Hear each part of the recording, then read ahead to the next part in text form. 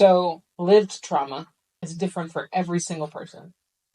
Um, some people it's, more familial in the, I had a loved one pass away and that is trauma, and others have situation between family members that were very difficult to talk about, not exactly something they are proud of, may have been very hurtful to them, and the actual incident that may have happened can vary wildly from one person to another.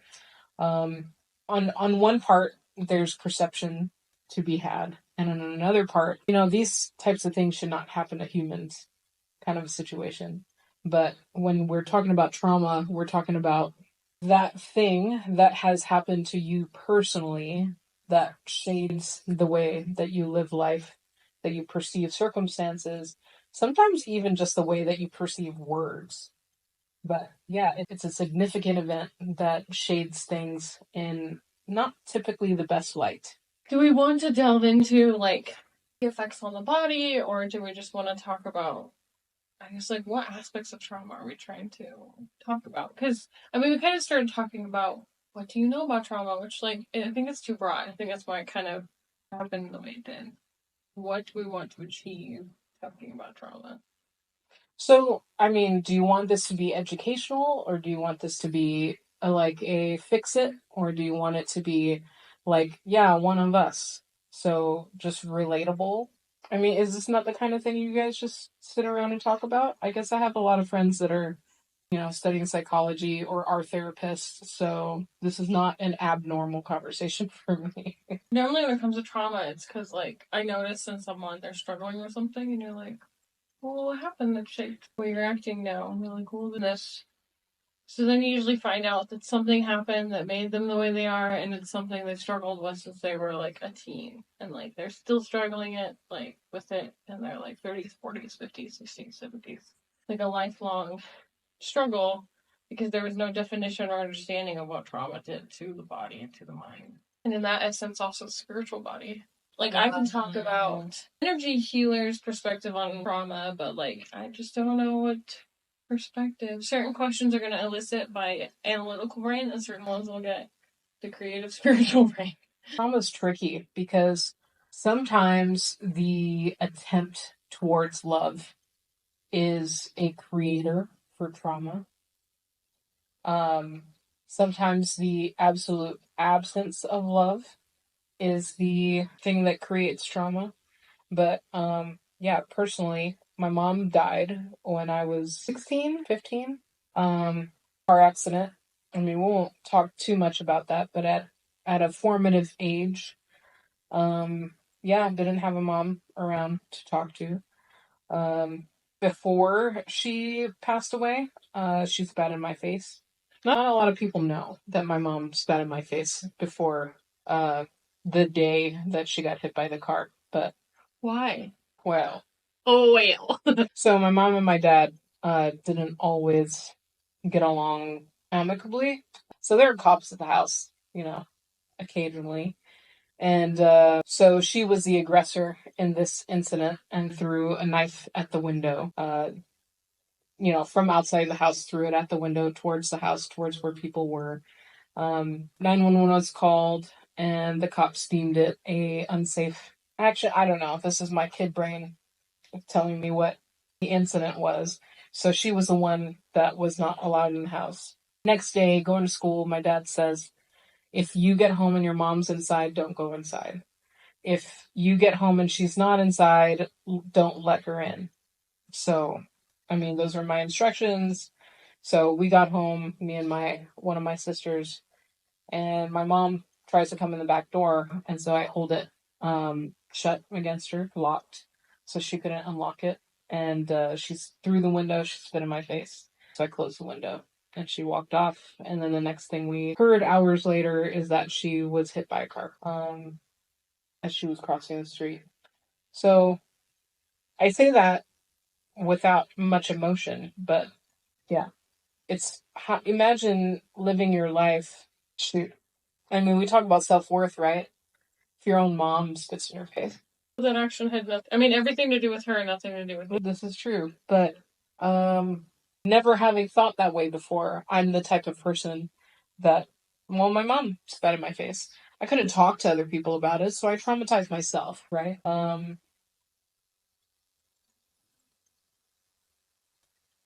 Yeah, take on fault and things like that. Uh, am I just gonna list out all my traumas? Date rape, molestation, almost dying several times in my life. I've almost died a few times. Unintentionally. No, yeah, yeah. But that's a good point. You know, suicidal ideations as a young adult. Um, Ironically, having a concussion, like I've never struggled with that again. It's so crazy. Oh, concussions. So maybe the concussion like reframed your brain enough to start a new chapter. I mean, yeah, the break was remarkable, but I lost a lot. Like I lost jump start coming out of college, like all that energy and capability and ambition. Like I didn't have it because I had a concussion while I was in college. So, um I did my best. Things that I used to be able to work out in my mind in writing that I could just throw onto my visual field, like I can't do that anymore. Um, I used to see angles and trajectories just in my mind, and I can't do that anymore. So now it all comes by feel. I can't see it anymore. So I feel like I lost a bit of superpower, organizational skill, but I'm still pretty amazing. But yeah, trauma, it takes a while to get through. So you're talking about physical trauma and emotional trauma. Sure. What other kind of trauma is there? Energetic trauma? Yeah. Do tell. Well, every time something impactful happens in your life that has a negative influence of any kind or a traumatic influence can cause an imbalance in the energy body. And the energy body can be like any part of your aura or any part of your chakra or any part of the physical body, like meridians and that kind of subject. So when those imbalances occur, they eventually manifest in the physical body as ailments. If you don't catch them soon enough, and it can also cause emotional blockages and issues manifesting things in your life. And trying to progress, you can hold yourself back a lot. And a lot of those limiting beliefs can also be tied to the energetic balance that is experienced from the energetic trauma. It really, like, all three are kind of tied together: physical trauma, emotional trauma, energetic trauma. So what level do you work on it at? I do energetic trauma with a little bit of emotional trauma work. Usually I'll read into things energetically and work on them, but also talk to people after about it and try to figure out what happened and help them work through it or give them advice on how to, like, either ground better or like work through the energies. And then if they're willing, sometimes I'll do a little bit of like options for like journaling or things like that that can kind of help. Would you care to demonstrate? Well, I kind of brought up some issues. What would you do? Issues like, you talked about traumas, you didn't talk about the repercussions of those traumas. Usually you don't know. So, like, yeah, the trauma happens, and then afterwards you're left with this whole trail of however you responded to it. Not every person responds to something the same. And then, like, maybe you worked through it and like you have a few things left. For example, like self-worth issues, or you don't feel like you're worthy of love, or you have a fear of abandonment, or different things like that can happen. So it really depends. You don't treat based on the incident that started it all? Not necessarily. I mean, the energetic part, usually there's an imbalance in the chakra, and usually something happens, and I'll go in and clear that. But usually that means there is an imbalance in the heart chakra or something like that, like if it has to do with self-worth or lack of self-love or inability to receive love from others. So then you're kind of like, okay, well, I see that you have a hard time receiving love from others. What may be causing this? Do you feel like this is a reflection of how you are? Is this something that you struggle with? And then usually people are like, yeah, I mean, I kind of, but I don't necessarily know what incidences they are. Usually, unless someone tells me what the incident is, it's usually none of my business.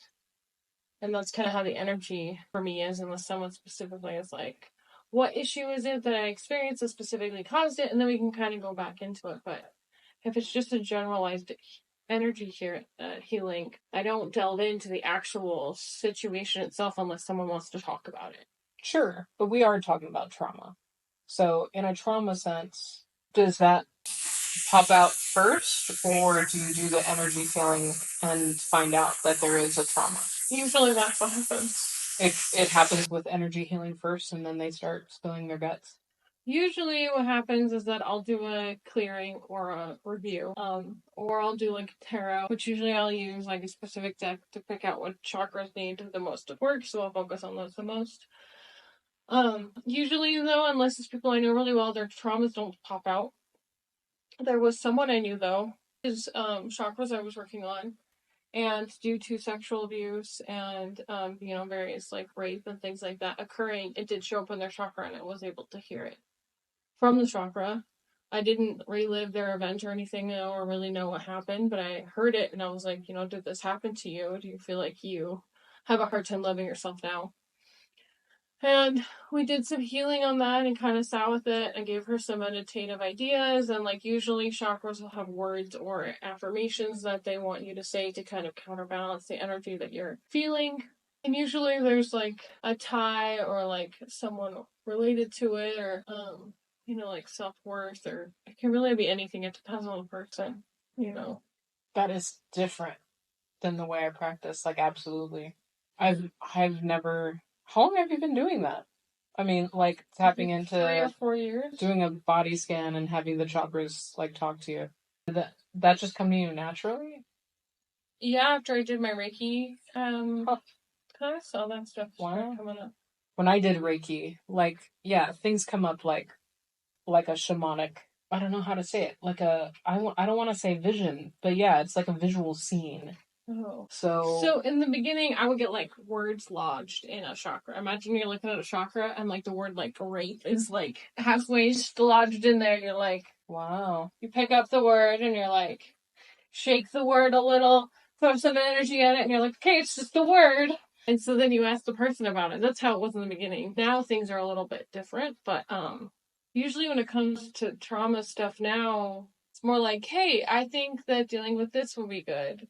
But like, I usually almost only see the energy itself having an imbalance, or I'll see things related to it, like a sunflower and a field and like someone's cup, or like things like that are kind of off the wall like objects. And so I'll tell the client about them and be like, I feel like there's an imbalance related to this. Or like I'll hear words like, you need to have more joy in your life, with like imbalances in the solar plexus, different things like that. And so it really just depends on the client on how it appears. But usually I don't know exactly what the trauma was. So I think I have two different things going on. One, people have a habit of confessing things to me, just telling me stuff, whether we're in a session or I'm just meeting people in public. So I rely on disclosures and then ask questions and go from there. And then two, having a personal history in my first degree, bachelor's program, I took counseling classes and advanced counseling classes, not with intent to become a counselor, but because I knew I was going to be doing a bunch of people care. So using that background, I kind of bring that to the energy healing world, and I hear what people are saying first, and I may or may not include what I intuit or see in the energy healing. But if they're able to speak to something, usually I go to that first. So we just have different approaches. I like your approach. Like, for example, there was this lady that I did a reading on. Usually people come to you and they're like, yeah, I would love a reading. Like, I'll relax, that's fine. Everybody has trauma, though. Yeah. And people don't always want to deal with it. Sure. So, like, I get done and I'm like, do you, like, eat when you're sad? And she was like, I used to. Like, these things, they're, like, impressions on the chakra. And usually you don't always see, like, the trauma. You might see the action that's caused by a trauma, but, like, that's what's left. So it really is kind of all just sorts of... And that kind of shades our two approaches. Yeah.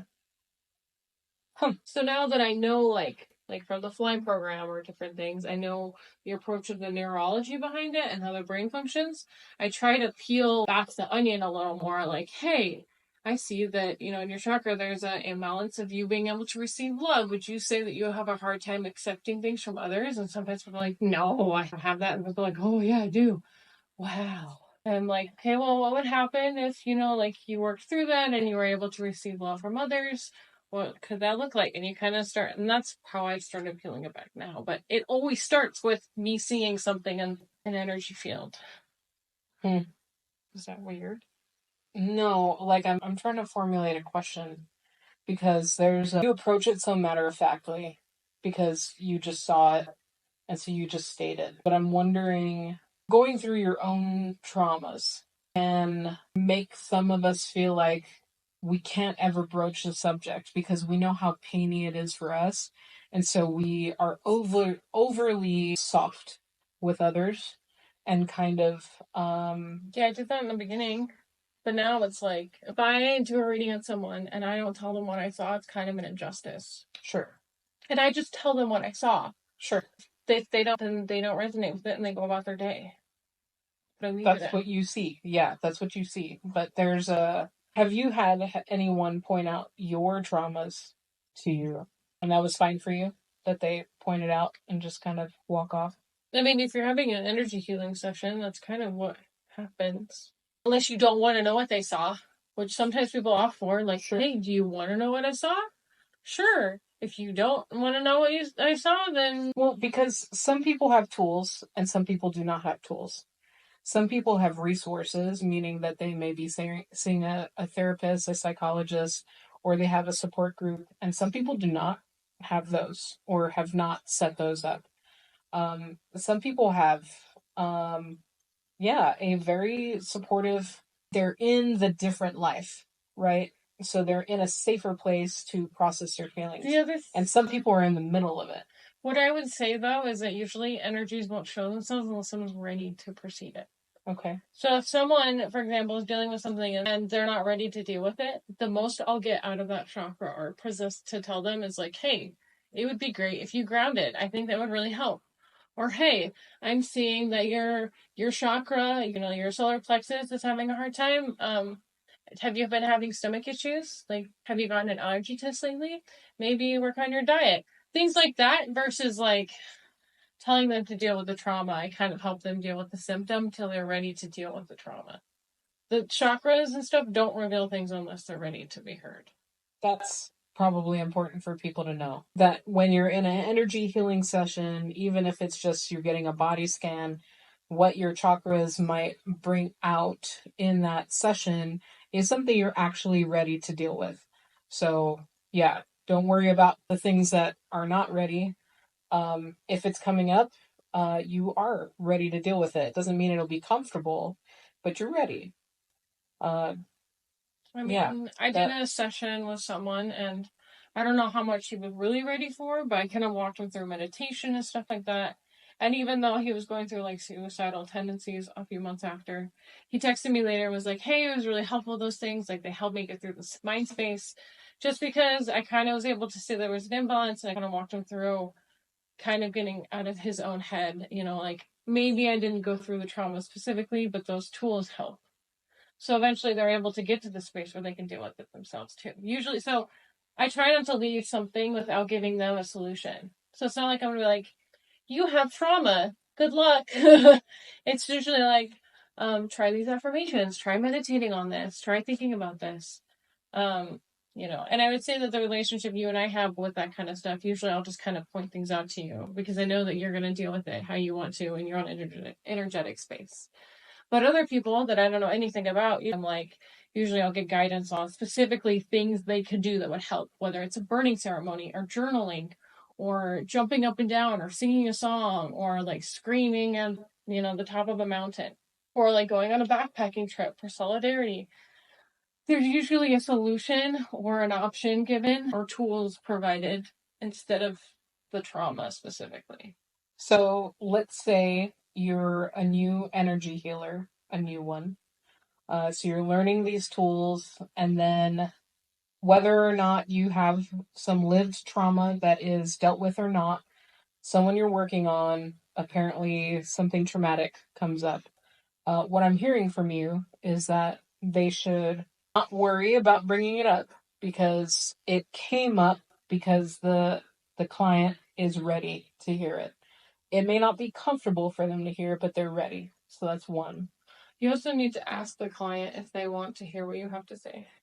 It's like a brace moment, they get to brace themselves, but when it just kind of slaps you in the face without being braced, it sucks a little bit. I got something for you. Are you ready for it? Okay.